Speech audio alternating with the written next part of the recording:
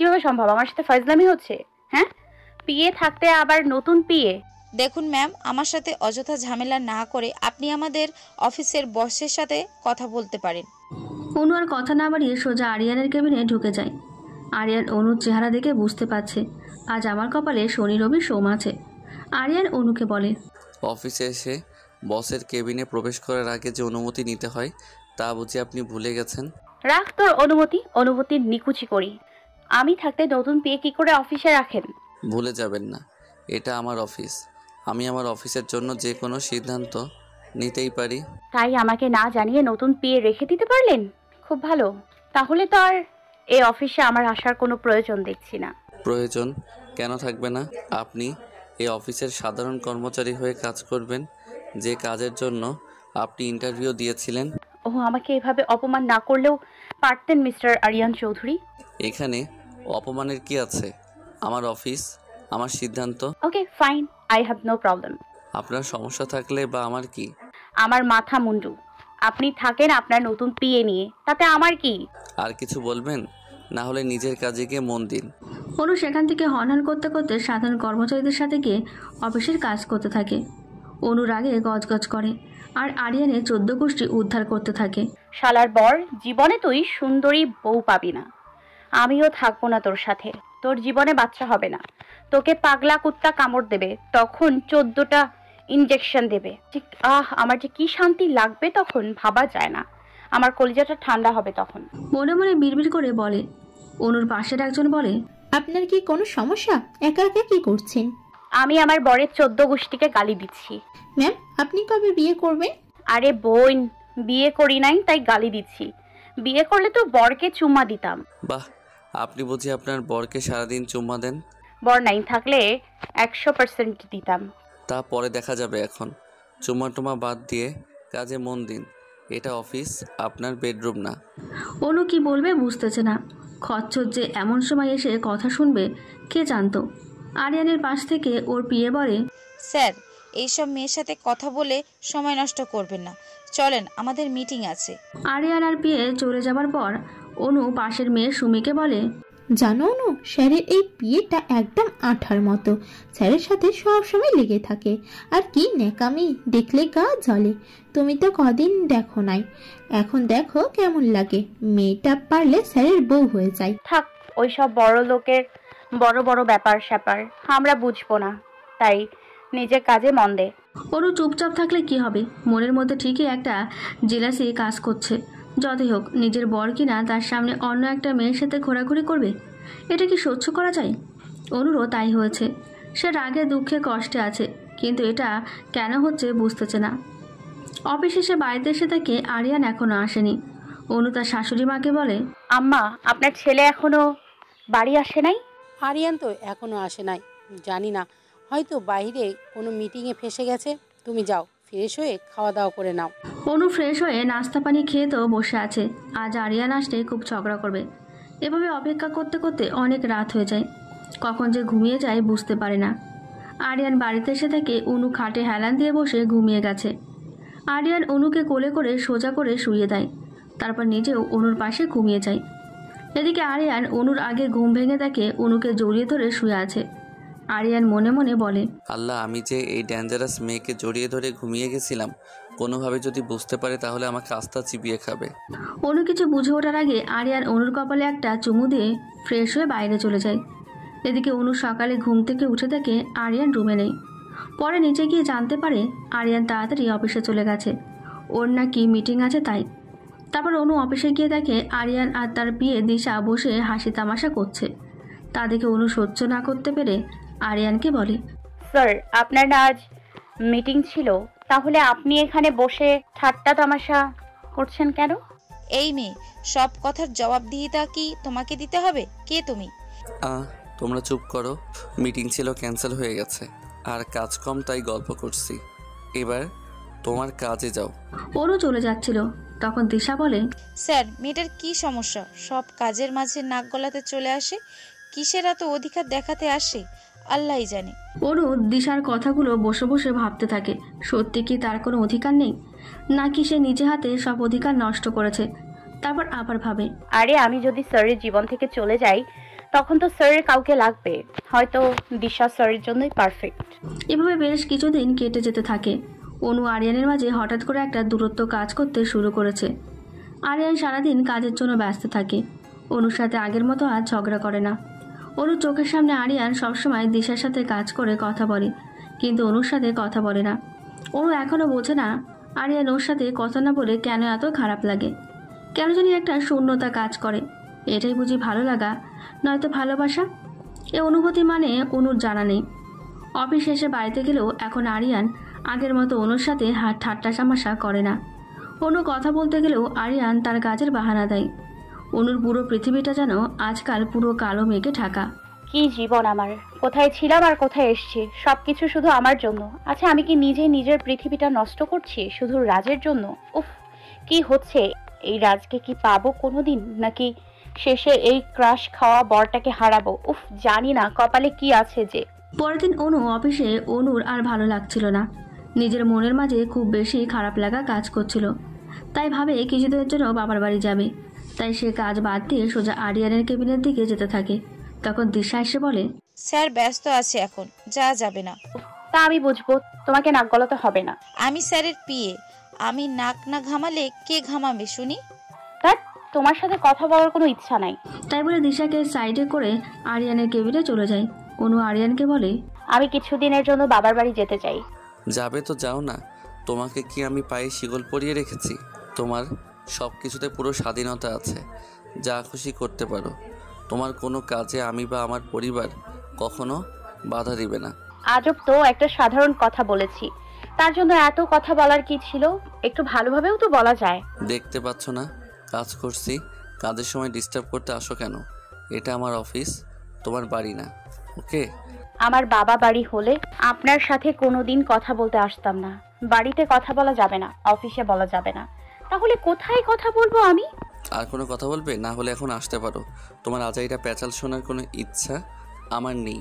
অনু আর কোনো কথা না বলে নিজের কাজে চলে যায়। সারাদিন মন খারাপ করে কাজ শেষ করে।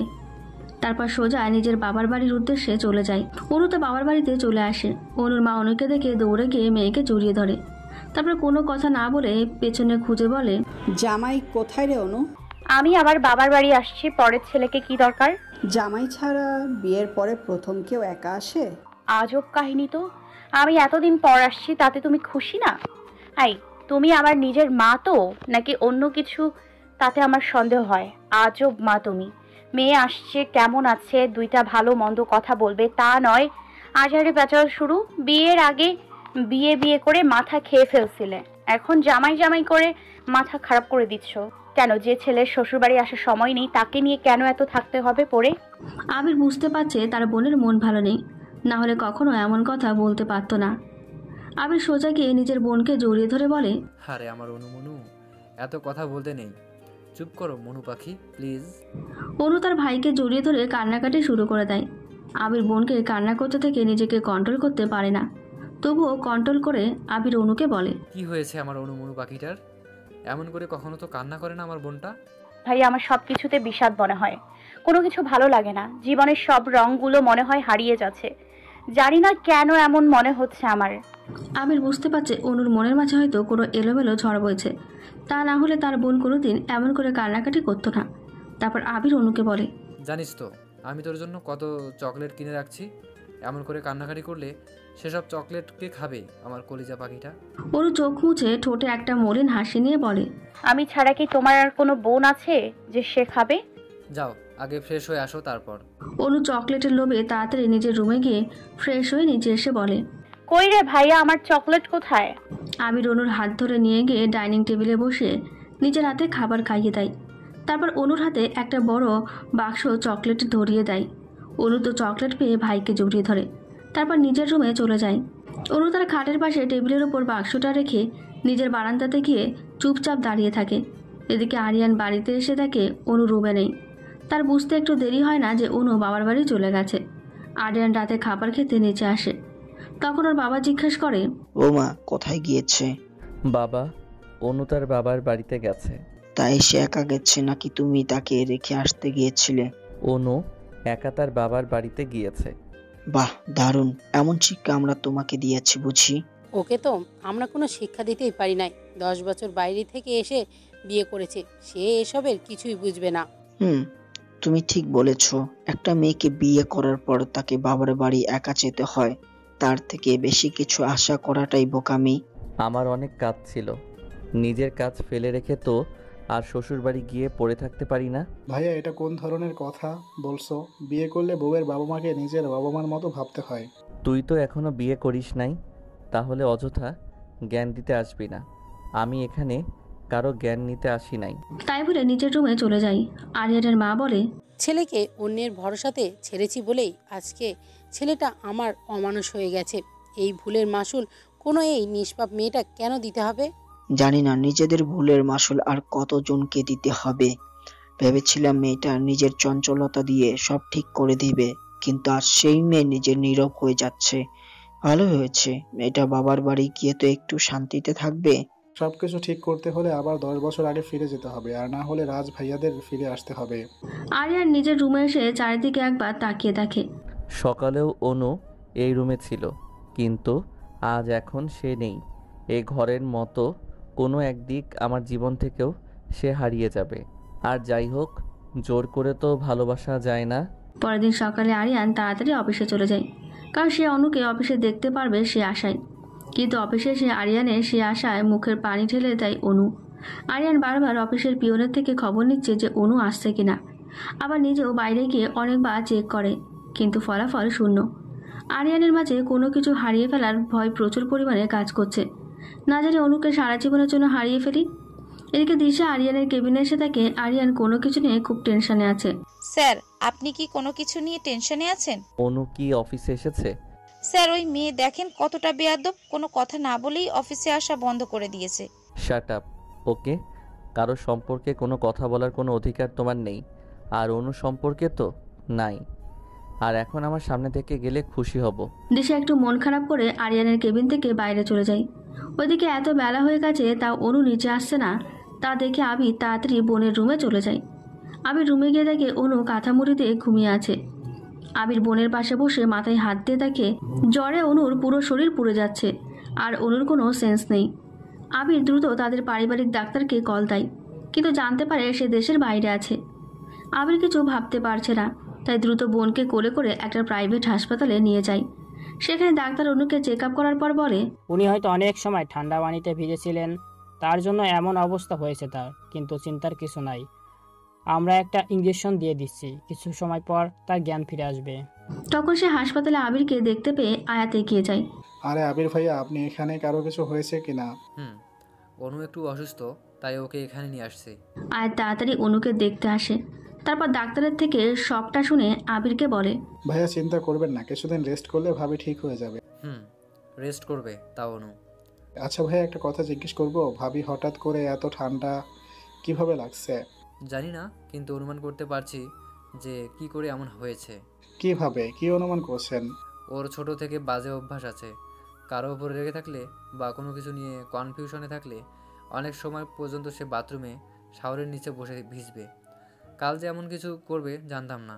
এদের কথার মাঝে অনুর জ্ঞান ফিরে আসে। আবির সোজা অনুর কান ধরে বলে, ফাজিল মেয়ে, কোনোদিন ভালো হবি না। নিজের দেখতো কেমন বেহাল অবস্থা করে রাখছিস তুই। অনু আরে ভাইয়া বলে পা বাড়িয়ে দেখিয়ে বলে, দেখো, রাতে গোসল করতে গিয়ে পা পিছলে বাথরুমে পড়ে যাই, এই জন্য একটু বেশি দেরি হয়ে গেছে। আয়াত এসে অনুর পা দেখে বলে, ভাবি সমস্যা নেই, হালকা মুচকা লেগেছে, একটু রেস্ট আর মেডিসিন ঠিক মতো খেলে ঠিক হয়ে যাবে। ভাইয়া, ওই বাড়িতে কাউকে কিছু বলবেন না, তাহলে সবাই টেনশন করবে।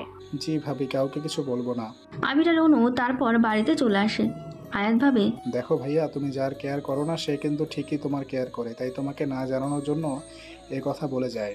এদিকে অনুকে বাড়িতে এসে তো পুরো খান বাড়ি আবির মাথায় করে রাখছে।